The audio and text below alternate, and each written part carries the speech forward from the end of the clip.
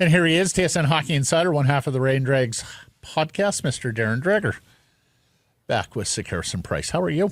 I'm doing okay. Enjoying the battle that is the Stanley Cup Final between the Oilers and the Florida Panthers. And, I was going to use the word hoping. That might be a little strong. Anticipating is probably more to the point that this is going to be a 7-game series yet again. And if it does, then I'd feel less confident of betting heavily on the Florida Panthers, with all due respect to the defending Stanley Cup champs, because at least from where I'm sitting, it looks like there's a level of maturity that we're seeing now in the Oilers game, and not just from their two top stars in Connor McDavid and Leon Draisaitl. So far, through a couple of games, it's been a fun series. I was speaking with a friend on Friday saying, boy, if you missed Oilers Islanders back in the 80s, you're getting a redux here. The two best teams, both with championship medal, right? Or at least one trying to finally get championship medal. Well, and Dregs, the two best teams in hockey, and they're playing to it as well. An incredible first couple of games here. The objective third-party fans, like I'm not going to subscribe to the Canadian, groundswell here, but I think people are interested at the very least, which is great to see. Like whether you are cheering for or against the Oilers, I think everybody's watching the Stanley Cup Final. It feels like. I think so, and it doesn't hurt when you've got an 8 o'clock Eastern, 8:15, 8:20 start, right? Because you can engage the country coast to coast. And, I think to that degree, it does matter. People are willing to invest a little bit more heavily. But, also is the superstar factor. And, McDavid does something at least once, twice, maybe 5 times a game where you just sit and let's rewind and have another look at that. Now, it doesn't always end up in the back of the net. It did the other night, in game 2, where he went around a couple of Panthers players, including Sasha Barkov, who's noted as being arguably one of, if not the best defensive forward in the game. And then he slides it over to Leon Draisaitl. I mean, you can be a fringe hockey fan, but appreciate the spectacle and the execution of that play. Yeah, and Draisaitl vouched that you can't teach that. But there's no describing of that's him and only him. Yeah. No. This has all-time classic written all over it. 2 games in, and I'm looking forward to seeing where it goes from here. Okay, on to your bread and butter, player transactions. We know that's why we bring Darren on, right? 3 weeks here and counting till Elias Pettersson no move clause kicks in. What are you hearing on number 40? Not a ton, but as you would expect, and I think we predicted this, towards the end of the season, certainly after the trade deadline, given everything that has gone into Elias Pettersson and the speculation and leading up to the trade deadline, leading up to the departure of Rick Tocchet as head coach, you don't just park that stuff and it goes away. So any team that would have even veiled or modest interest, I think is circling back and having conversation with Patrick Allvin. Now, I don't have a strong indication as what direction the Vancouver Canucks are going to go there. I mean, if you're willing to make a move like that, you better be getting centerman coming back the other way, because we know that's a strong area of need for the Vancouver Canucks. I feel like, before Colorado made the decision to extend Brock Nelson, which was curious. I think that one caught most of us by surprise. And it's a 3-year extension, so you're not locking in with Brock Nelson for life. But he didn't seem to be a picture-perfect fit in Colorado, right? And so I think that a lot of us just believed he'd go to market and maybe he'd end up in Minnesota, and then he extends with the Avalanche for 3 more years. And I think prior to that, the executive of the Canucks were going around the league and just visiting conversations, visiting ideas. And I think that there was communication with the Vancouver Canucks, or those who would know Elias Pettersson pretty well. So again, I don't want to blow this out of proportion and say, here we go again with Pettersson and the Vancouver Canucks. And I would suggest that those type of conversations aren't unusual in the offseason this time of year with basically every club that isn't involved in the Stanley Cup Final. Although it's interesting, Toronto's got to revamp probably because of need if Marner does indeed leave. But it sounds like the good teams in the West might make changes for the sake of making changes and feeling like they need to mix it up. I think in Dallas, I'm thinking Colorado maybe, and Vegas Golden Knights, like teams that could run it back theoretically if they wanted to, pretty much bring back what they've got. But it seems like there's murmurs around all of these good teams that might want to make changes and find a better mix than what they've got.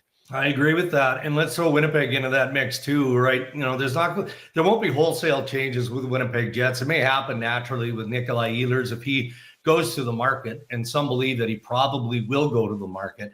All right, well, now they're shopping yet again. And, you know, we have connected Jonathan Toews to the Winnipeg Jets, potentially the Toronto Maple Leafs, potentially the Colorado Avalanche, the Tampa Bay Lightning. You know, Winnipeg would love to throw Jonathan Toews into the equation there, be it a number 3, maybe a number 2 if he's good and strong and healthy and is ready to fly.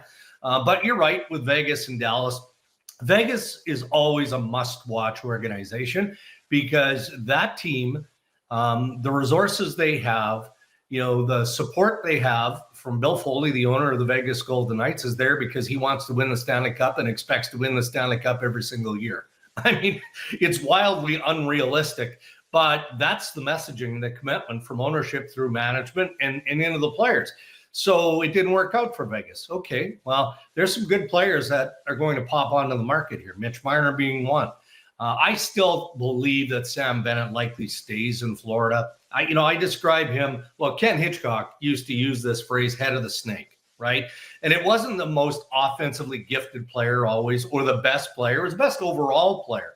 The guy that drags you into the fight and finds a way to be impactful. Well, that's Sam Bennett for the Florida Panthers. So I do think that Florida is going to put something on the table that entices Bennett. We'll see if that's true to form. So what does Vegas do? You know, the Marner rumors have been there pre-trade deadline, right?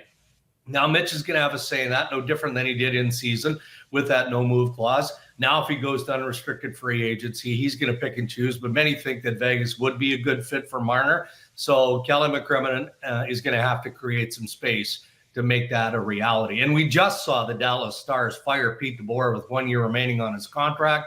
There's Jason Robertson speculation out there, right? So undoubtedly they feel like it's not just coaching here.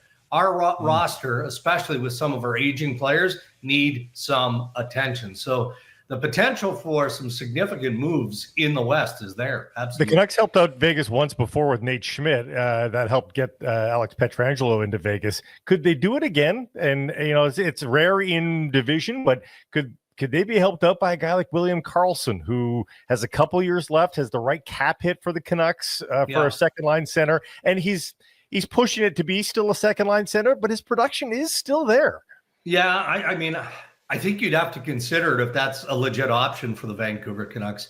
You know, keep in mind, again, let's go back pre-trade deadline. And I think that Alvin and Jimmy Rutherford talked about this after the deadline, in that the market wasn't very strong for second line centers. It wasn't, right? And I know others have reported and speculated on this. You know, the Canucks were pretty close on Josh Norris with the Ottawa Senators at the time. And it would have been Philip Hedl, and it would have been a draft pick that would have gone way of the Ottawa Senators. And I don't know why that came unglued. I know that at the time, that was a player that Rick Tocchet really liked. Fit the system, the style of play, can skate, all of those things. So, you know, I think that you have to be open to opportunities like that. And if William Carlson is on the bingo card, and he probably would be if Vegas is willing to part with him, he'd probably be on the card of a lot of teams around the NHL, because there are a lot of teams that are in the market for centers, you know, including, of course, the Vancouver Canucks, who have a pretty significant hunger for that position. There's a lot of ways the Thatcher Demko file can go for Vancouver Dregs. Either he's back playing out his final year, he's back on an extension, or he's getting moved. What are you hearing on Demko? Well, a little bit of all of the above, Matt. And, you know, it's quiet right now, but that doesn't mean that there isn't dialogue and communication between the Canucks and the camp that represents Thatcher Demko. Look, I mean, the NHL Combine was in Buffalo last week. I got to believe that there was communication between the agents and Alvin and the Vancouver Canucks. I mean, that's just common ground. You try and get as much work done. I call, and I'm not taking credit for it. I stole it from somebody. I just can't credit that person because I don't remember who told me, but they refer to the combine in Buffalo as Tamper Fest. Because you've got all of the player agents there, right? And it's not just about the top prospects showing what they can show going into the draft. Come on. I mean, the agents are having conversations about contracts that they're trying to extend with a club. And then, oh, by the way, yeah, you also represent player X. You know, what do you think? Is there a fit?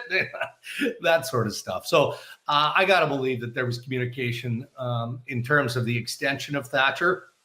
But I don't get the sense, without digging too deep, that they're close on anything. And Matt, I think that you laid out the options. I mean, it's basically an extension, whatever the term is.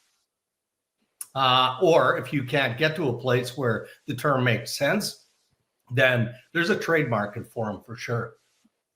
The question would be, you know, do the Canucks at all feel comfortable with a long-term extension on this player, given the injury history? And conversely, like, how does the agent realistically think that the team would be okay with a 7-year deal? Given, like, do they just think that the team doesn't see that? Like, I'm struggling with that. No, you're not wrong, but you're looking at it through the lens of the Vancouver Canucks, right? And I appreciate that, because I would think the same way. Thatcher is noted as being a workhorse, right? Off ice especially.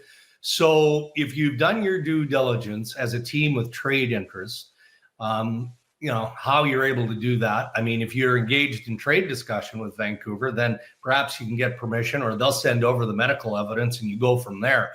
But if you're good with him being healthy again, then maybe you're not so worried about it. Maybe like the team that's trying to make that trade fit. And maybe you believe that, no, he's healthy. And when healthy, he is on the cusp, if not right there, with the elite goaltenders in the National Hockey League. And there's a bit of a gamble in all of this. So if I were a team that needed an upgrade in goal, that would be how I'd train my brain to think if Demko was actually in play. But if you're the Vancouver Canucks and you've had a front row seat and you know everything there is to know about Demko, then yeah, you're right, Blake. You're right. I mean, you're probably looking at a 3, 4, 5-year term, something along those lines, but they're just not there yet. And what I am told, not a lot from either side, but what I am told is it's an amicable conversation. So let's see how it plays out. But the old tire is going to hit the pavement here pretty quick, because you've got the draft looming and then free agency around the corner. Speaking of the tire and the pavement, Cranbrook's Bo Byram of the Buffalo Sabres might be the player with the most activity around him right now. Dregs, who are the suitors, or the Canucks won? Yeah, I don't know that they are. I'd be surprised if they're not, even though when I look at that Vancouver blue line, it's pretty good, and it's showing promise of getting a lot better with some of the developing players that they've acquired.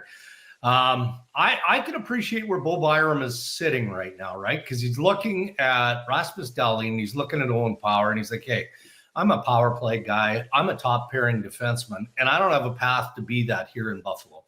Now, interesting to note that there was an agent change not that long ago.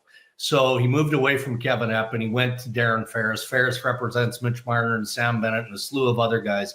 But Ferris, we call him the Ferris wheel, because there's always something going on. There's always something spinning. But he's noted for taking his better players to free agency. Byram is 2 years away from unrestricted free agency. So if you're Buffalo, do you really want that gun to your head? You know, do you just say, okay, well, we'll give you 1 year and okay, well, he's got arb rights, so that's going to be a problem. Or, you know, we'll give you 2 years and you can walk into free agency. No. And Bo Byram's trade value it's top notch right now. It is. So it feels like he is going to be traded this offseason, but I haven't got a hard list yet. And I hear that Buffalo wants a right shot defenseman back as part of a package. And I'm not saying that that's exclusive. You know, let's see how, you know, the offers kind of start to manifest around Kevin Adams and Bo Byram. But that's what I was told this morning by a team in the East. And it's greedy to ask for Norris in there as well, having just been acquired. Well, it depends what's coming back. If Quinn Hughes is part of the equation, then well, I guess maybe not. Hey, can we interest you in a Pettersson? What do you think? Marco Rossi, Dregs. What are you hearing there? Yeah, just more speculation, right? We just talked about Buffalo, and Peterka's name is out there. Rossi is interesting because there's tremendous upside in this young man, and he's shown that with the Minnesota Wild. Has it been consistent? I mean, you can make an argument one way or the other. The cap is going up. Bill Guerin knows that he's got money to spend now because his cap has been cleaned up. But he also has Kirill Kaprizov, who is going to get a mega deal because he's earned it. So if you don't land the pieces that you're hoping to, that are going to put you in a better position, how do you acquire those guys, right? And the free agent pool, as you guys know, isn't very deep when you get beyond the top end talent. So you've got to be able to part with something decent. And Billy Guerin is the guy that constantly reminds us publicly, and he learned this from Rutherford. You want to make a good trade, you make a fair trade. And you make sure the team that you're dealing with is getting good value going back. You make sure that both managers feel good about themselves when that trade has been completed. And Billy Guerin, for the most part, lives by that motto. He does. And you can see it in the pieces that he's brought in. Marco Rossi is a hell of a hockey player. He is. So I don't know for certainty that he's going to get traded, but with all the speculation and a name like that and the young talent, the promise that comes along with him, I can't imagine that teams aren't calling fairly regularly. The one thing I'm seeing, though, Dregs, in the discussion online about Rossi, that he's instigated at the very least, and you could speak to it across the league here a little bit, the size bias seems to be returning. And even the analytics folk who have long said, hey, if you produce the stats, you produce the stats. And he is a bit of a stats darling. Rossi is. Like he looks so good 5-on-5. Right. And yet there seems to be this concern because you look at Stanley Cup rosters right now, the guys that are making it to the Final Four, the teams that make it to the Stanley Cup Final, they are big. And is that going to scare away some of the suitors for Rossi? Yeah, it's funny you say that, Blake, because Ray Ferraro and I had this conversation, not specific to Marco Rossi, just to be clear. Yeah. It was more about the Dallas Stars. And I'll let Ray explain his thinking, but he noticed, that they had more smallish players up front in Dallas than the bigger guys. And you wonder how much of that is a factor. I mean, so many general managers on the back end, they want the big guys. They want the big trees, as they like to call them, right? Cover a lot of ice. They can move the bodies in front. So I don't know. At the end of the day, for me, can he skate? What's the hockey sense? And so far in his NHL career, what has the level of productivity been? And for me, it's been pretty decent. It's been pretty good. And, it also depends on who you're playing with. And Rossi, when he's clicking, plays with good players in Minnesota. So, we'll see where that all plays out. But he's a name, again, I'm always intrigued and lured by young players that are being speculated on and you don't get straight answers from the club. Why is that player being put out there? Unless you're looking for something very specific and you don't like what you see in terms of what the free agent market is. Dregs, you've mentioned it already here. Blake and I have done the exercise. You have all these teams looking for second line centers. I'm sure you can play the same game with right shot defensemen. And yet, who are the sellers? You look at the league right now, Dregs, like even the teams that have been down and out on their luck, Anaheim, Philadelphia, they're looking to get better now. Obviously, Buffalo's trying to snap their drought. Even San Jose and Chicago are probably a little sick of losing here. So it's harder and harder to identify teams that might be looking at selling or retooling, which brings me to, the two candidates that we've wondered about. And with either new managers or a new coach there, what's the plan in Boston? What's the plan with the New York Islanders this summer? Oh, would I love to have been a fly on the wall for the first conversation, like a real meaty conversation between Patrick Waugh and Matthew Darch, the new general manager for the Islanders. Now they've got a long history. They know each other well. Darsh probably, I assume, just idolized Patrick Roy back in the day as Matthew Darsh was growing up as a Habs fan and making his way and all of that. But my understanding is that Patrick Roy's vision and his feelings around the roster of the New York Islanders was not the same as Lou Lamoriello's. It just wasn't. Patrick looks at this team and goes, okay, well, we need to change this. There's a lot of change that's expected and required. Does Matthew Darsh feel the same way? And, what is that dynamic going to look like? Boston is an interesting spot for a lot of different reasons. They've got some good defense in Boston, as we've seen. They've got some up-and-comers, some young guys that are developing. But I just don't see Boston cutting bait on any pieces. I don't think they can afford to. That's a team that feels like they should be, at the very least, a playoff contender every single year. So, not being part of it this year, that leaves a mark. Don Sweeney got his extension. He's hired his coach. I don't think anybody was shocked by Marco Sturm getting the head coaching job in Boston.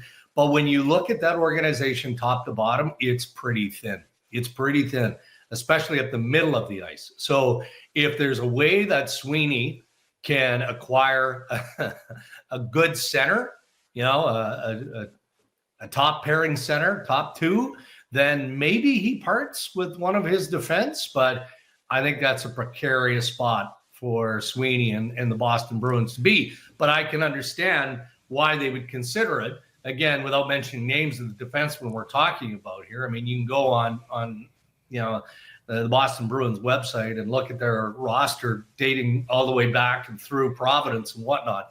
But I think it would have to be a sweetheart deal for something that's going to move the needle in Boston to consider that. Yeah, and of course the Islanders have a cap issue as well. Some pretty good RFAs on top of everything that's going on just philosophically between Darsh and Watt. Well, it should be a hell of a summer here, Dregs. I know we have said that in the past, but with the cap going up here and more teams having flexibility, it's going to be an awfully fun month. Look forward to our next conversation. Thank you for this. All right, guys. Thank you.